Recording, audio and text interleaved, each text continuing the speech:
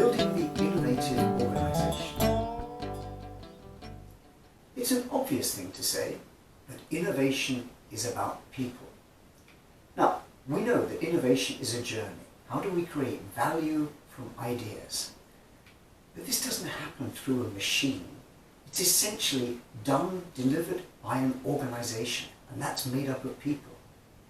And it's important to remember, innovation isn't a solo act. It's not the work of a lone genius, even at the startup level. What we need is a group of people coming together. It's a multiplayer game. And people provide the key resources for innovation. The ideas, the creativity, the knowledge, these ingredients which come together to create value.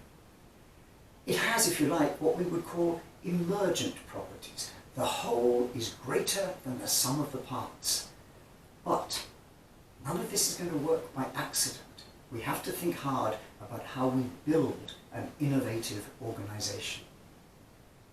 Now, the good news is there's a great deal of research on this topic. A lot of studies have shown repeatedly the kinds of things which matter in building an innovative organization. For example, we need a shared vision and a commitment for everybody towards innovation. We need innovation leadership. We need the right kind of structure appropriate for what it is we're trying to do. We need key individuals. We need effective team working. We have to build high involvement innovation where everyone contributes, and that comes because we built a creative climate, and over time that becomes the way we do things around here, an innovation culture. So let's just unpack, just lift the lid on some of these themes very briefly. Shared vision. Well, innovation, of course, creating value from ideas, but if you don't know where you're going, you'll probably end up somewhere else. So there's a need for strategy, a strategic direction. And in particular, what we know about innovation vision is it has to be clear, compelling, motivating, and stretching, taking people and organizations further than they imagined they could go. It has a specific mission, a defined, clear purpose, a target, and we know we've got there. And there are many good examples. Perhaps the most famous, when President John F. Kennedy said, "We will take a man to the moon, land him there safely, and bring him back again."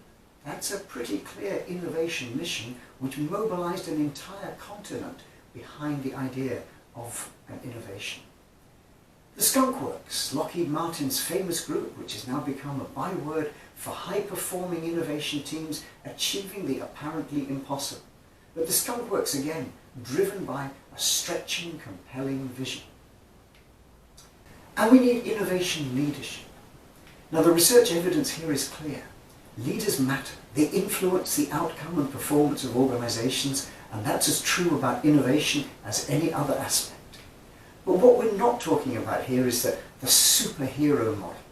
Yes, of course, there are key individuals, people like Steve Jobs, Jeff Bezos, Mark Zuckerberg, people whose character create the organizations as startups, but as they start to grow, it can't be a one-man or one-woman effort. It needs to be something much more. And what innovation leadership is really about is creating the conditions within which other people can operate, to enable and empower them.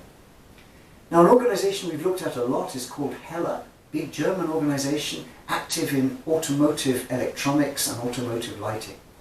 That's a company well over 100 years old, which has continued to grow through innovation. But the owner has always held a belief around what he calls entrepreneurial responsibility. And that's a very simple model. Basically, he expects everyone in his organization to contribute their ideas, to be part of the innovation process, to be entrepreneurial. But in turn, his responsibility and his senior managers is essentially to create the conditions in which those entrepreneurs can flourish. So the kind of thing we're talking about here is providing the vision, committing the resources, not just using the words, but providing resources, providing support, reward, recognition, reinforcement of the key values which build an innovation culture. Another key theme is the structure of the organization. It's very clear one size does not fit all. Innovation takes place in many different ways, and it needs different organization structures to enable that to happen. As organizations grow particularly, so they need to specialize. Just like the human body, they differentiate into different parts which take responsibility for key things, for marketing, for operations, for finance, and so on. And as they grow, so these parts of the organization potentially could pull the organization in different directions. So it's very important to ensure a structure which creates appropriate integration of those different parts. And that's particularly true in innovation. It's a multiplayer game. It needs many different people working together in different ways, integrating towards a common goal. We know from studies that date back way back to the 1960s that organizations have different shapes to deliver the innovation task.